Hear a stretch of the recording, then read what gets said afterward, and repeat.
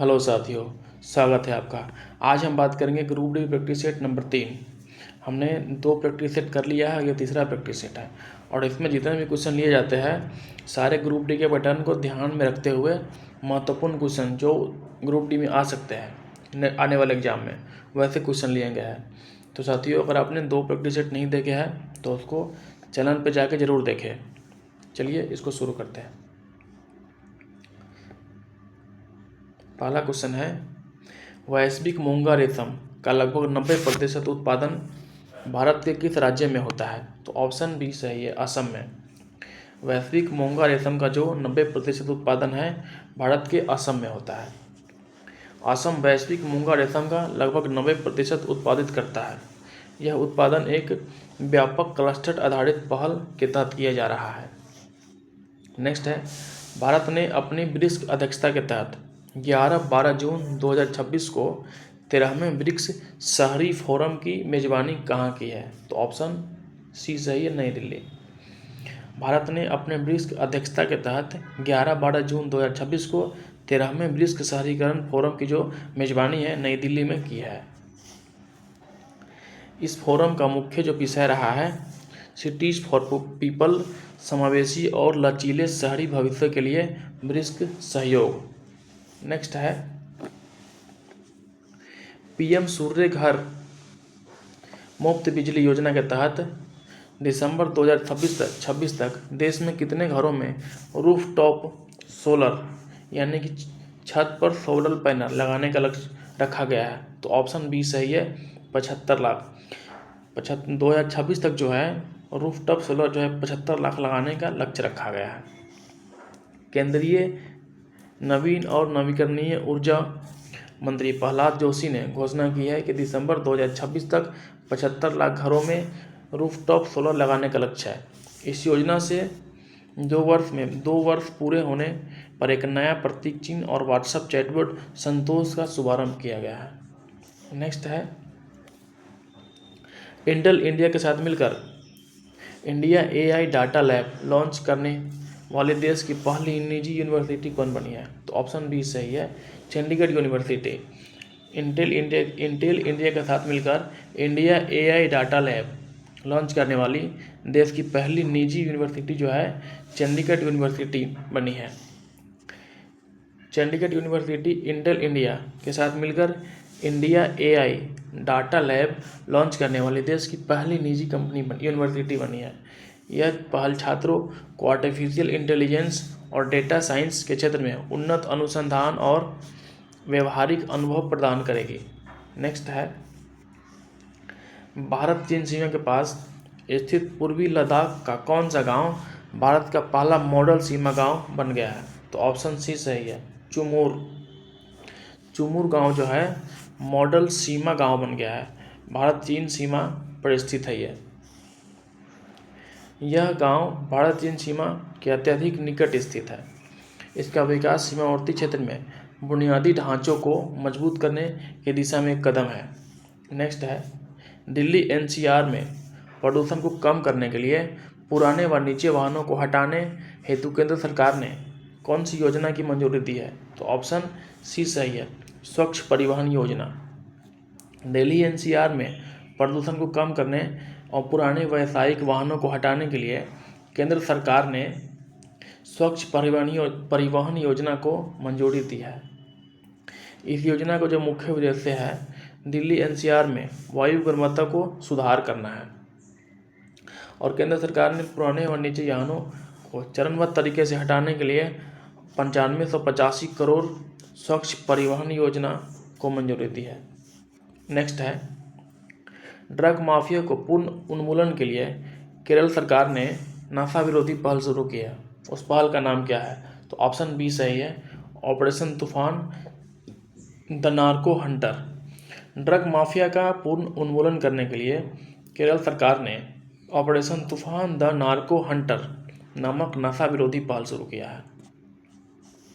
केरल के मुख्यमंत्री पिनराई विजयन ने गृह विकास का पहला आगाज किया है। इसका मुख्य लक्ष्य जो है युवा आबादी को निशाना बना रहा है, ड्रग माफिया को पूरी तरह खत्म करना है।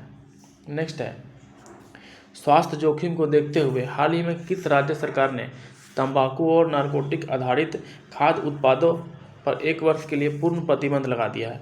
तो ऑप्शन सी सही है, नागालैंड ने। नागालैंड जो है स्वास्थ्य जोखिम को देखते हुए तंबाकू और निकोटीन आधारित खाद्य उत्पादों को 1 वर्ष के लिए पूर्ण प्रतिबंध लगा दिया है। यह कदम सार्वजनिक स्वास्थ्य को ध्यान में रखते हुए उठाया गया है। नेक्स्ट है, पश्चिम बंगाल की नगर पालिका में जियो टैग कचरा शिकायतों को 2 घंटे के भीतर निपटाने के लिए कौन सा ऐप लॉन्च किया है? तो ऑप्शन सी सही है, स्वच्छ ऐप। पश्चिम बंगाल की नगर पालिका में जियो टैग कचरा शिकायतों को 2 घंटे के भीतर निपटाने के लिए स्वच्छ ऐप लॉन्च किया है। केंद्रीय मंत्री मनोहर लाल खट्टर ने पश्चिम बंगाल की नगर पालिका के लिए स्वच्छ ऐप लॉन्च किया है। यह ऐप फिलहाल 10 नगरों में पायलट प्रोजेक्ट के तहत शुरू किया गया है। नेक्स्ट है, प्रधानमंत्री ने दमन में 1340 करोड़ की लागत से बने किस नए हवाई अड्डे के टर्मिनल का उद्घाटन किया है? तो ऑप्शन बी सही है, नमो हवाई अड्डा।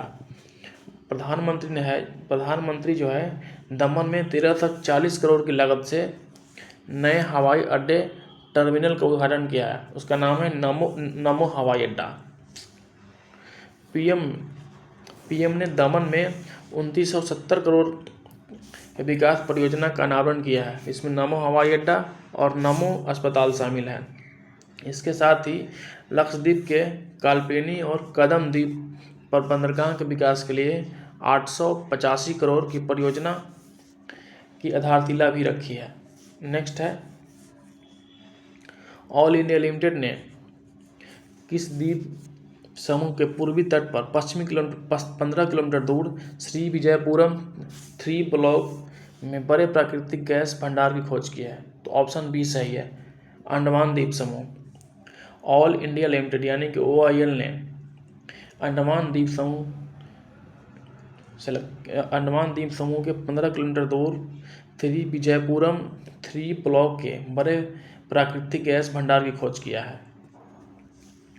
ऑल इंडिया लिमिटेड ने अंडमान द्वीप समूह के पूर्वी तट से 15 किलोमीटर दूर इस भंडार की पुष्टि की है।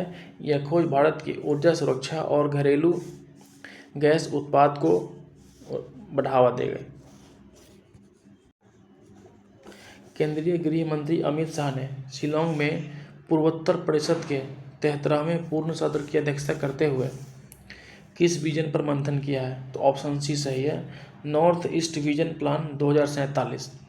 केंद्रीय गृह मंत्री अमित शाह जो है शिलांग में पूर्वोत्तर परिषद के 73वें पूर्ण सत्र की अध्यक्षता करते हुए नॉर्थ ईस्ट विजन प्लान 2047 पर मंथन किया है।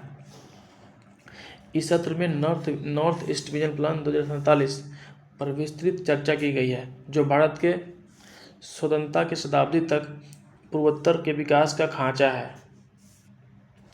नेक्स्ट है, टियर 2 और टियर 3 शहरों और ग्रामीण क्षेत्र में नवोन्मेषकों के समर्थन के लिए MSDC द्वारा कौन सी पहल शुरू किया गया है? तो ऑप्शन सी सही है, नवाचार पहल। टियर 2 और टियर 3 शहरों और ग्रामीण क्षेत्रों में नवोन्मेषकों के समर्थन करने के लिए MSDC द्वारा नवाचार मंत्र पहल की शुरुआत किया गया है। नेक्स्ट है, सरकार ने ईज ऑफ डूइंग बिजनेस को बढ़ावा देने के लिए पारंपरिक इंस्पेक्टर राज को किस नए रूप में बदल दिया है? तो ऑप्शन बी सही है, इंस्पेक्टर कॉम फैसिलेटर। सरकार ने ईज ऑफ डूइंग बिजनेस को बढ़ावा देने के लिए पारंपरिक इंस्पेक्टर राज को इंस्पेक्टर कम फैसिलिटेटर के रूप में बदल दिया है। सरकार ने निरीक्षकों को इंस्पेक्टर कम फैसिलिटेटर के रूप में बदल दिया है। इसका मुख्य उद्देश्य दंडित करने के बजाय नियोक्ताओं और व्यवसायिकों को कानून पालन करने में सहायता करना है। नेक्स्ट है, सड़क पर धूल से निपटने के लिए CSIR और CRRI ने किस राज्य सरकार के साथ शहरी सड़कों के पक्कीकरण और हरियाली परियोजना के लिए समझौता किया है? तो ऑप्शन डी सही है, हरियाणा। सड़क पर धूल से निपटने के लिए CSIR और CRRI ने हरियाणा राज्य सरकार के साथ शहरी सड़कों के पक्कीकरण और हरियाली परियोजना के साथ समझौता किया है। नेक्स्ट है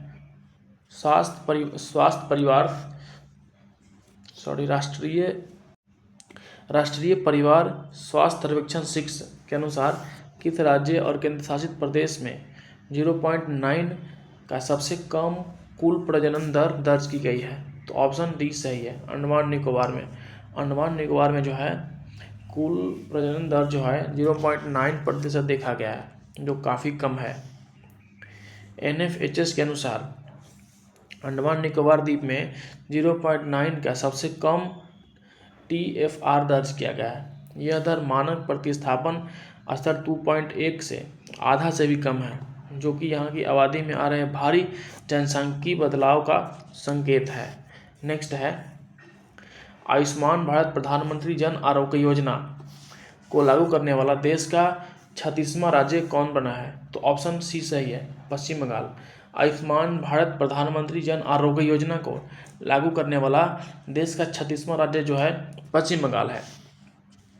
पश्चिम बंगाल के आधिकारिक रूप में शामिल होने के बाद यह योजना भारत के सभी राज्य और केंद्र शासित प्रदेश में पूरी तरह लागू हो गई है।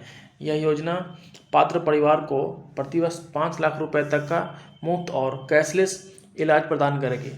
नेक्स्ट है केंद्रीय गृह मंत्री अमित शाह ने दिल्ली के भूमि पत्तन और प्रबंधन प्रणाली का शुभारंभ किया है। इसका नाम क्या है? तो ऑप्शन बी सही है, विनिमय। केंद्रीय गृह मंत्री अमित शाह जो है नई दिल्ली में भूमि पत्तन प्रबंध प्रणाली का शुभारंभ किया है। इसका नाम है विनिमय। यह प्रणाली सीमाओं पर व्यापार, यात्रियों के आवाजाही और कार्गो प्रसंस्करण को अधिक सुगम और पारदर्शी व सुरक्षित बनाने के लिए डिजाइन की गई है। नेक्स्ट है कश्मीर घाटी और लद्दाख को हर मौसम में कनेक्टिविटी सुविधा प्रदान करने के लिए 13 किलोमीटर लंबी सामरिक जोजिला सुरंग किन दो स्थानों को जोड़ती है? तो ऑप्शन बी सही है, बाल्टाल का जो कश्मीर है और मीनामार लद्दाख को। कश्मीर घाटी और लद्दाख को हर मौसम में कनेक्टिविटी प्रदान करने के लिए 13 किलोमीटर लंबी सड़क जो है जोजिला सुरंग बाल्टाल कश्मीर को मीनामार लद्दाख से जोड़ती है। नेक्स्ट है और ये सुरंग जो है ये सुरंग भारी बर्फबारी के दौरान भी लद्दाख का संपर्क बाकी हिस्सों से नहीं कटेगी। 10 जून 2026 को प्रधानमंत्री मोदी जी ने 4390 दिनों के निरंतर कार्यकाल के साथ भारत के सबसे लंबे समय तक सेवा देने वाले निर्वाचित प्रधानमंत्री बन गए हैं। यह किनका रिकॉर्ड तोड़े हैं? तो ऑप्शन डी सही है, जवाहरलाल नेहरू जी का। 10 जून 2026 को प्रधानमंत्री मोदी जी ने 4399 दिनों के निरंतर कार्यकाल के साथ भारत का सबसे लंबे समय तक रहने वाले प्रधानमंत्री बन गए हैं और इन्होंने नेहरू जी का रिकॉर्ड तोड़े हैं। और नेहरू जी जो है 4398 दिन तक रहे थे। यह रिकॉर्ड उनके लगातार तीसरे कार्यकाल के दौरान बना है। नेक्स्ट है नीति आयोग की 11वीं गवर्निंग काउंसिल की बैठक जून 2026 को कहाँ संपन्न हुई? तो ऑप्शन सी सही है, नई दिल्ली में। नीति आयोग की 11वीं गवर्निंग काउंसिल की जो बैठक है 2026 में नई दिल्ली में संपन्न हुई है और इसका जो उद्देश्य रहा है विकसित भारत @2047 को राष्ट्रीय लक्ष्य के लिए केंद्र और राज्यों की सामूहिक भागीदारी सुनिश्चित करना है। तो साथियों आज की वीडियो में बस इतना ही। अगर वीडियो पसंद आया हो इसको लाइक करना, अपने दोस्तों में शेयर करना और सब्सक्राइब करके अपना सपोर्ट जरूर दिखाना। धन्यवाद।